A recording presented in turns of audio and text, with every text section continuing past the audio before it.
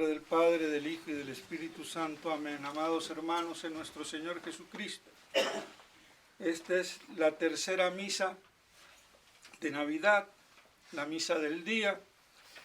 Como sabemos, en este magno día del 25 de diciembre se celebran tres misas en alusión a las tres generaciones, que se podrían decir así, de nuestro Señor. La primera misa, la generación temporal en el tiempo, nacido del seno virginal, de las entrañas puras de la Santísima Virgen María. La misa de la aurora, que sería la generación sobrenatural por la fe y la gracia en nuestro Señor Jesucristo, creyendo en su divinidad. Y la tercera misa, la generación del Verbo eterno, del unigénito del Padre eterno, omnipotente. Y por eso la Iglesia nos introduce con el Evangelio de San Juan, el más sublime de todos, porque va específicamente al meollo de la cuestión. El Verbo divino desde toda eternidad, unigénito del Padre, por el cual y para el cual se ha hecho todo, se ha creado todo. El esplendor del Padre, figura de su substancia, es decir, consubstancial al Padre, no participa de la naturaleza divina, es consubstancial a la naturaleza divina, que es muy distinto. Participamos nosotros, dicho sea de paso, de la naturaleza divina por la gracia de Dios.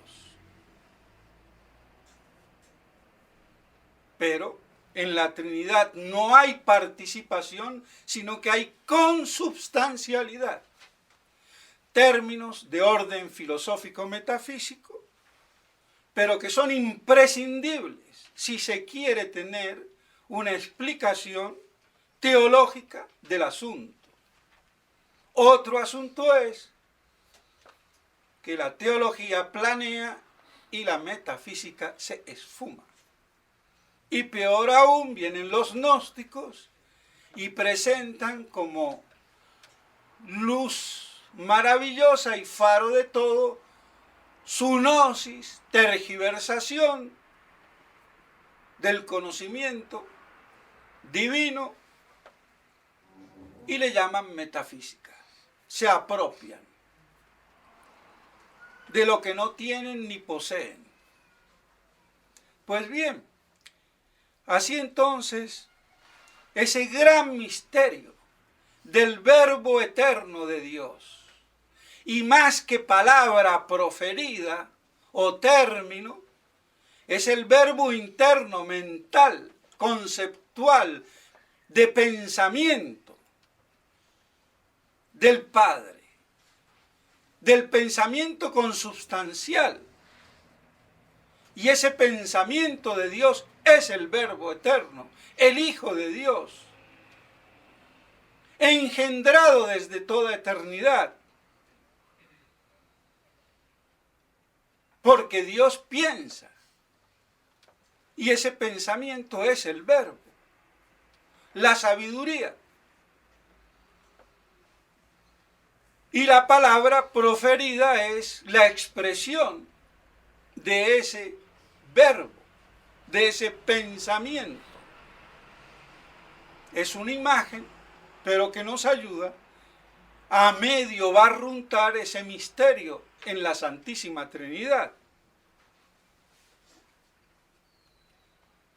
Y ese pensamiento, ese esplendor de sabiduría, consubstancial al Padre, es engendrado, no como piensan los judíos o los maometanos. Arrio, Dios no puede ser generado, es agénetos, inengendrado, no engendrado, porque tenían una concepción física, biológica, causal,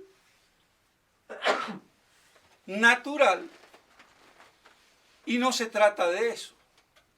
Se trata de ese engendramiento, si se puede decir así, conceptual desde toda la eternidad de Dios en su pensamiento.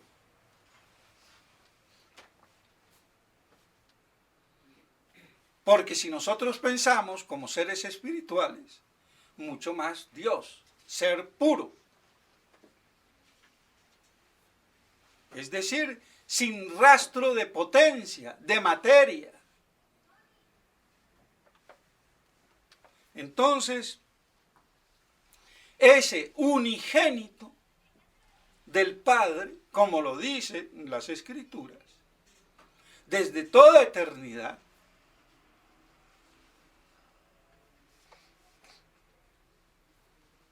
es introducido en el mundo por la encarnación y se hace el primogénito de toda criatura y de toda creación. Y aquí hago un paréntesis.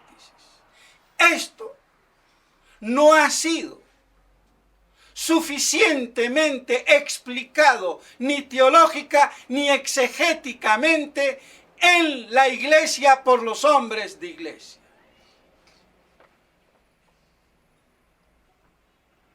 Pero las escrituras son claras y vemos la consonancia una vez más entre evangelio y epístola. Y vemos cómo la epístola me habla del primogénito. Y claro, vienen los legis spiritus, sí, es que no tuvo otros hermanos. Hace alusión a la dignidad de lo que tiene el primogénito. Sí, pero son verdades a medias, que explican a medias, chuecas, miopes. Hay una trascendencia en el término primogénito y unigénito. Y todo el misterio está cómo se explica que el unigénito, porque hay un solo hijo en Dios, no puede haber dos hijos. Por eso el Espíritu Santo, la tercera persona de la Santísima Trinidad, no es engendrado, sino que es expirado por impulso de libertad, voluntad amorosa. Pero no es la imagen del Padre, no es el verbo del Padre, es el amor de mutua exhalación del Padre y del Hijo, que conociéndose mutuamente se aman. Y por eso por uno es por vía de conocimiento y el otro es por vía de voluntad o de amor. Entonces el unigénito del Padre, al encarnarse, toma el derecho de primogenitura cosmológica, si quieren, universal, ante toda criatura y todo el cosmos y el universo creado. Porque Cristo es el paradigma de toda la creación. Para Él y por Él se hizo. Ese fue el plan primigenio. Y lo dicen las Escrituras. Todo fue hecho por Él y para Él. Otra cosa es que después ese plan primigenio perfecto, la libertad de la criatura angélica y humana, lo desfiguran Pero Dios tiene su plan B. Y ahí es cuando entonces se encarna y se dice que se encarnó para redimirnos del pecado. Pero es el plan B, no es el plan A. Hay que distinguir. Santo Tomás de Aquino, el genio de los genios y doctor de los doctores, no distinguió este plan A del plan B. Bueno, en toda su humildad, Santo Tomás dijo: yo no veo en las Escrituras, porque todo teólogo se basa en las Escrituras, en la revelación. La teología no es el razonamiento en abstracto, es el razonamiento sobre la Escritura, la tradición, la revelación, la fe, el depósito de la fe. Entonces yo no veo una razón más allá en las Escrituras del pecado. Bueno, lo dijo, lo confesó, no lo veo. Y por eso digo que la causa de la encarnación es el pecado. Muy bien, plan B. Pero lo que tú, Santo Tomás, no vistes, porque puede ser muy genio, el doctor común, el cerebro más grande de la historia de la persona humana. No creo que haya inteligencia superior a la de Santo Tomás. Y con eso vean si no estoy diciendo. Pero no vio, es hombre, no puede ver todo, no es Dios. Entonces él lo confiesa, no lo veo. Pero lo que un santo no ve, puede venir otro, aún siendo un enano, y ve en las Escrituras lo que Santo Tomás no veía. Y que me hace vislumbrar el plan A, que ya algunos santos padres, no todos, pero algunos decían que eso fue el pecado de los ángeles en el cielo. Cuando se les revela la manifestación de la encarnación y los ángeles en su soberbia no aceptaron que se conjugara la divinidad en una naturaleza inferior a la de ellos.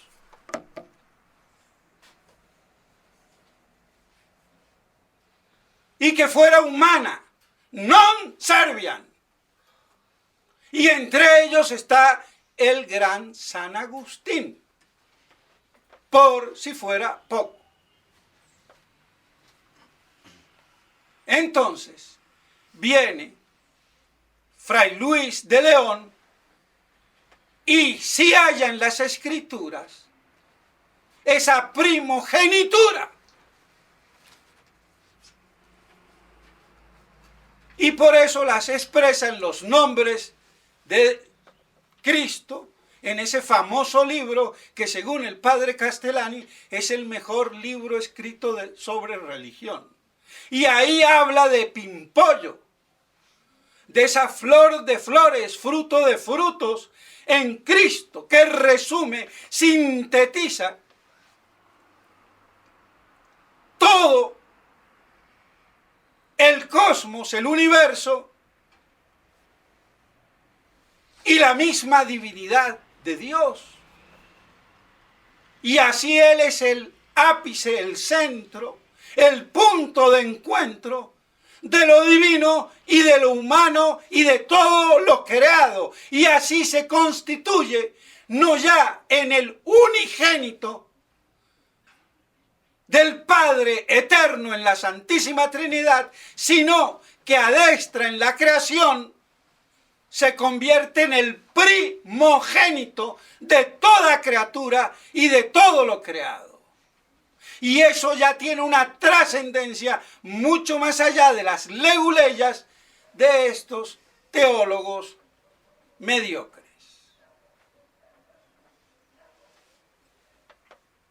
Y por eso entonces la epístola me habla de primogénito y el evangelio me habla de unigénito.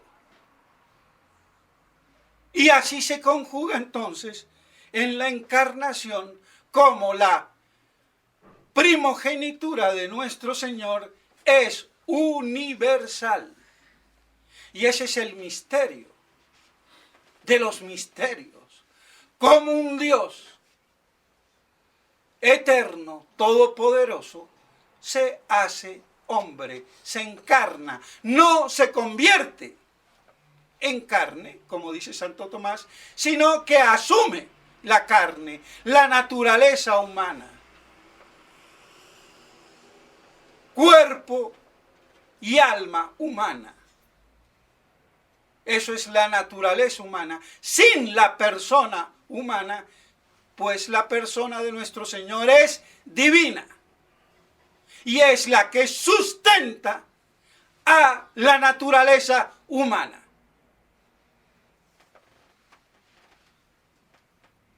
Lo que en nosotros nos sustenta, que es el ser humano,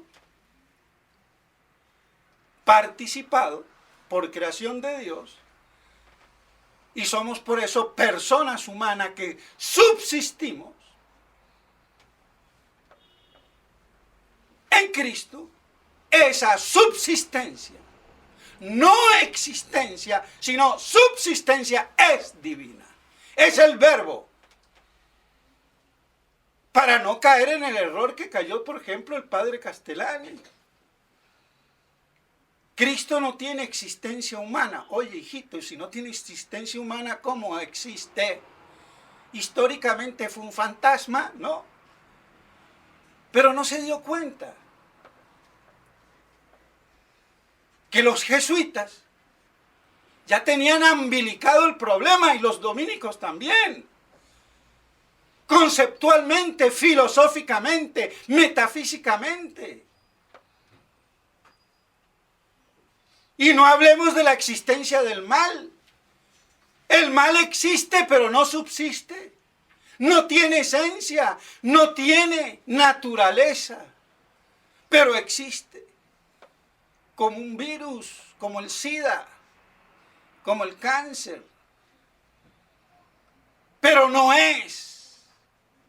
Entonces, Cristo tiene existencia humana, porque lo veo.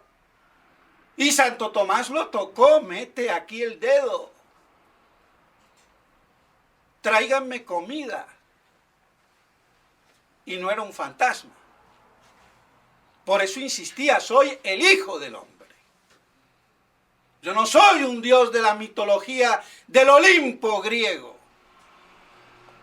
que desciendo en contubernio con los humanos. No. Es la encarnación. Pero esa subsistencia es divina. Su persona es divina. Verdadero hombre, verdadero Dios. Pero no es verdadera persona humana. Eso fue la herejía de Nestorio, el nestorianismo. Para combatir otra herejía, el apolinarismo, que negaba el alma humana. Para combatir a otra herejía, Apolinario, a Arrio, que decía que Cristo no era Dios. Apolinar para decir que es tan Dios que no tiene alma humana. Entonces, como una herejía genera por lo contrario, el extremo, otra herejía. Y así nos vamos bandeando de una a otra, de extremo a extremo. Y quizás por eso, de arrianismo, apolinarismo, nestorianismo, monofisismo, y después también que si tenía una voluntad o no tenía voluntad, y todas esas, ¿cómo se terminó el cuento? Cayendo todos en la herejía judeo-cristiana, más judeo que cristiana, del Islam. Y todos terminaron beduinos maometanos y santas Pascuas. Qué bello castigo. Así que no nos extrañemos de este castigo de hoy, de este neoarrianismo de hoy, y de este monofisismo de hoy, incluso teándrico, una naturaleza divino-humana, como la que me presenta el nuevo catecismo herético,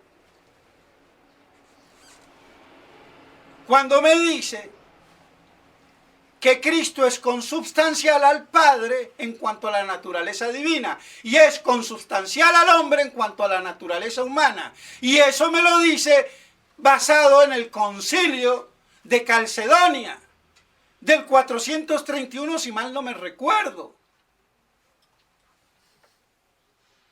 Y ponen consubstancial cuando quieren divinizar al hombre.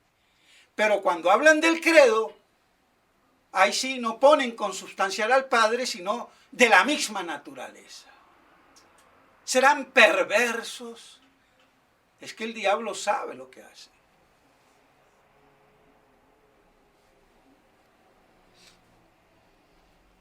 Pero ¿y cómo? ¿No lo dice el concilio de Calcedonia? Si mal no recuerdo, de Calcedonia.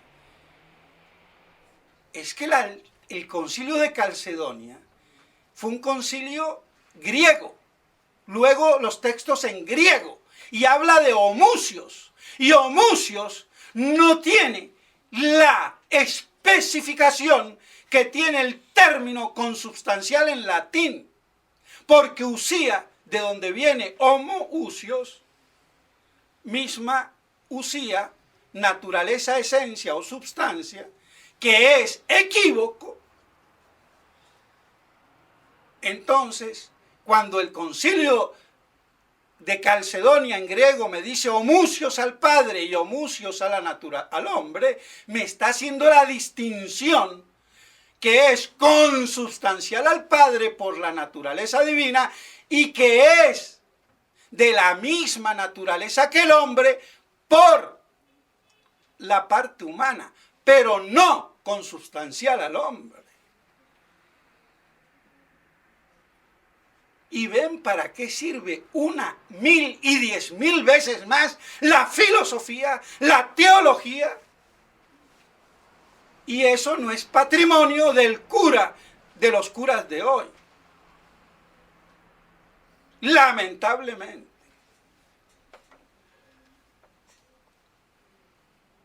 Y por eso ese pietismo baboso, sentimental, voluntarista, y kempiano, ¿qué me importa a mí saber de la Trinidad? A mí lo que me interesa es ser piadosito y rezarle a la Trinidad. Sí, pedazo de iguana. ¿Y a qué Trinidad le vas a rezar si no sabes de qué estás hablando? Y eso lo decía el Kempis.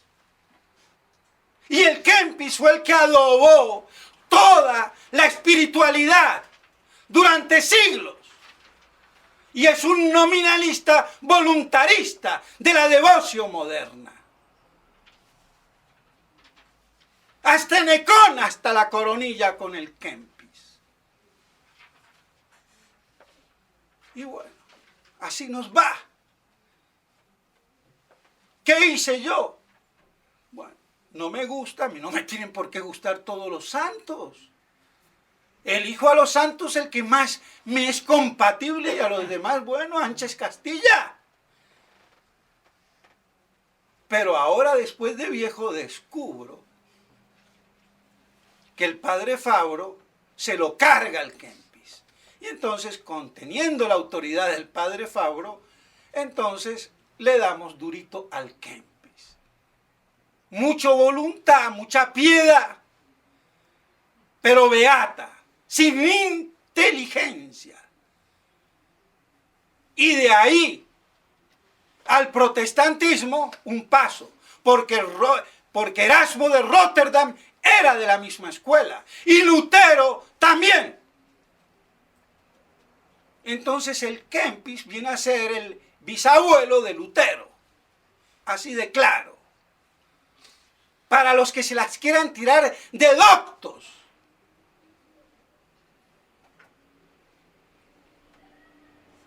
Lamentable. Y bueno, ¿qué vamos a hacer? Yo tengo mi papá y mi abuelo y mi bisabuelo, pero si tienen un error, por muy abuelo y de la sangre que yo sea de ellos, al error, palo. Punto. Porque más amigo de la verdad que de Platón.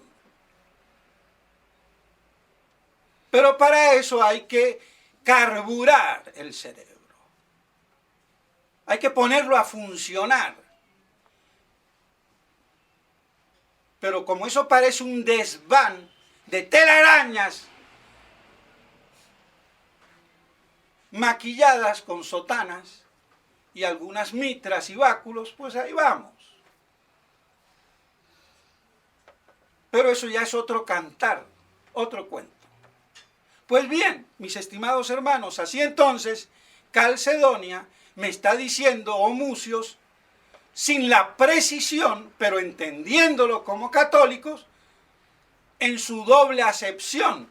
Pero me vienen estos degenerados de Ratzinger, porque él fue uno de los que estuvo ahí cuando era cardenal, y ahora es papa emérito, de mérito. Claro, ante un papanata tiene que tener otro por si le falla la pata. Ahí están los dos. Y todavía no sabemos si son los pseudoprofetas. Por Dios. Ridículo. Bueno, entonces, ¿qué pasa?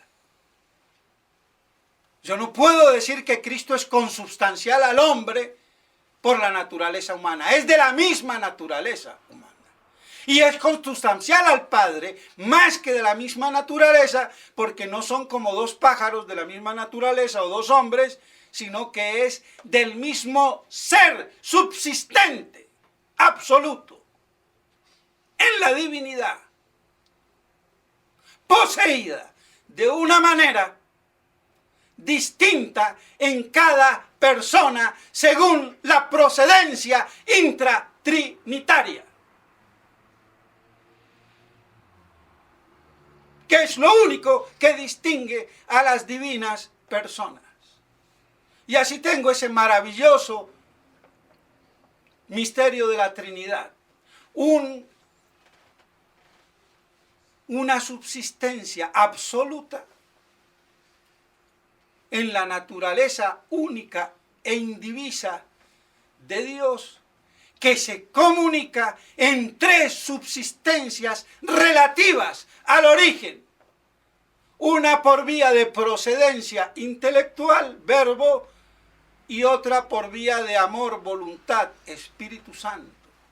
Y así hay y puede solamente haber tres, y nada más que tres personas, ni una de más, ni una de menos.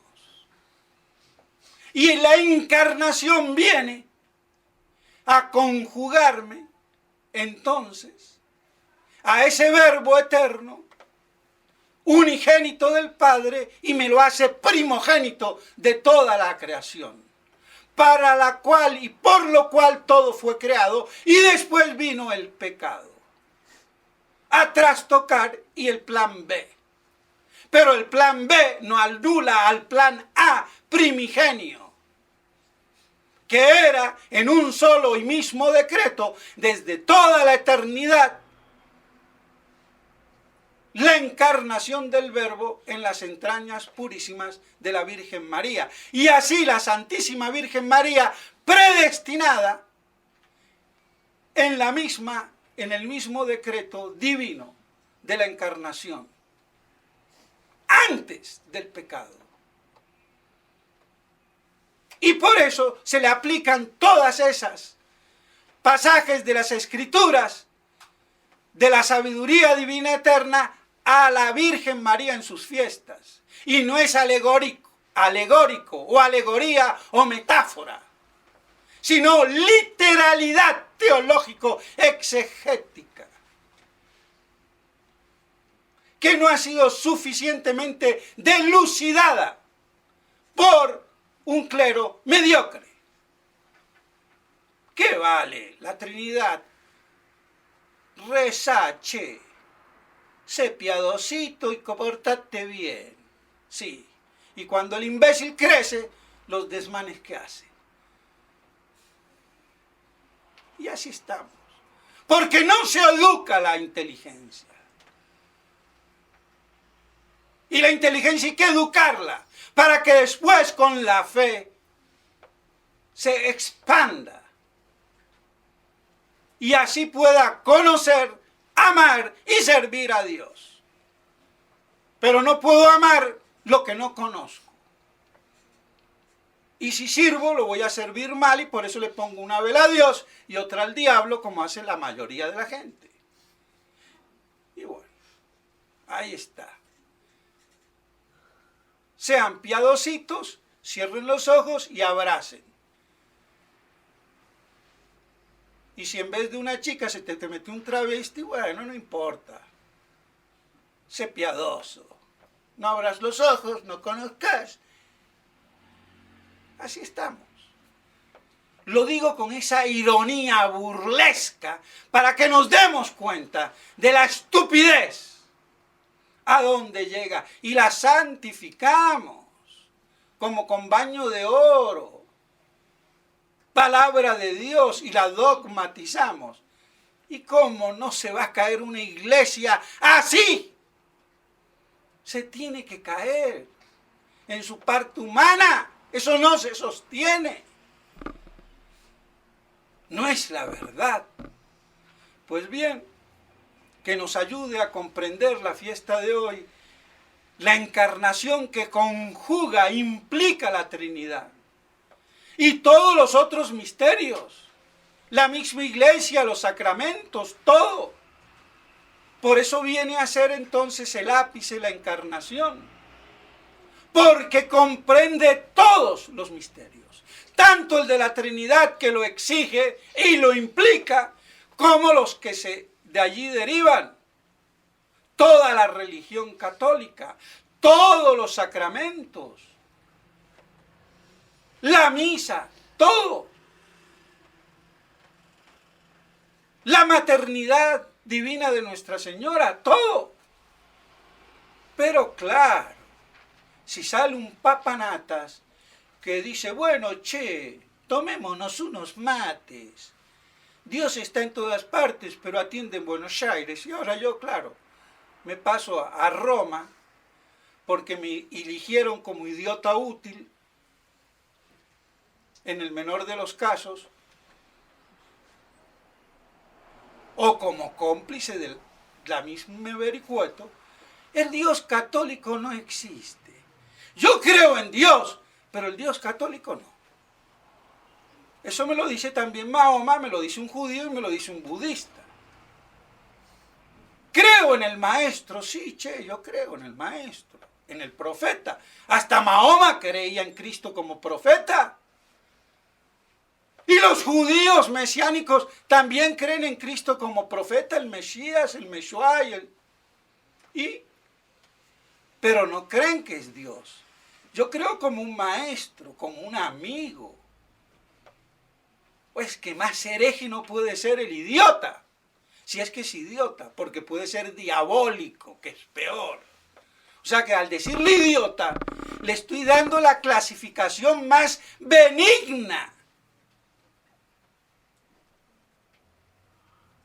Que no vaya a pensar el padre Trincado, ni Monseñor Ford, ni Monseñor Pirulín Pirulán, que estoy ofendiendo. No, le estoy dando en caridad el calificativo más benigno. Porque si quieren entonces, para no decirle que es un idiota, un imbécil, que se deja mangonear, es un diabólico pervertido condenado en vida. Así de claro. A ver. Lo lamento. Y también por el tonto de Yahweh o Yahweh, que viene a Colombia, va a México, hace excelentes exposiciones y conjunciones, y bueno, está bien. Muy bien, perfecto. ¿Y todo eso en qué termina? Ah, no, pero Francisquito es muy mariano, reza en público el rosario, sí. ¿Y el rosario de la Santísima Trinidad o el rosario del marrano? Oiga, no es el pseudoprofeta, no, ¿qué es?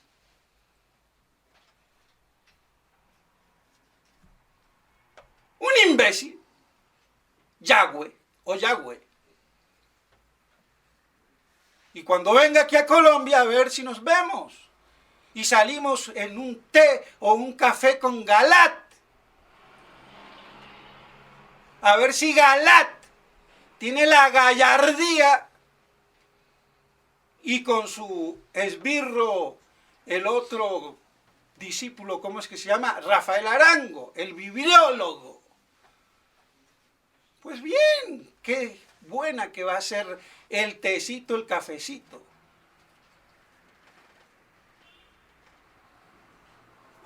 Estoy hablando así de y pura imaginación. Porque estos, mejor dicho, desaparecen en el programa. Porque yo no me voy a ir con diplomacias de lenguajes cuando están conculcando la verdad. Esto no es un bazar. Elige lo que más te guste y Santas Pascuas. No. Esto es de vida o muerte. Pues bien, mis estimados hermanos, que así nos sirva entonces contemplar ese maravilloso misterio de la encarnación del Verbo Eterno. Y que así de unigénito del Padre Eterno pasa a primogénito de toda la creación. Que eso nos ayude a contemplar a nuestro Señor en esa profunda humildad, pobreza y desolación del pesebre. Y que estemos dispuestos a sufrir la desolación, la pobreza y la miseria, si Dios quiere, por defender la verdad.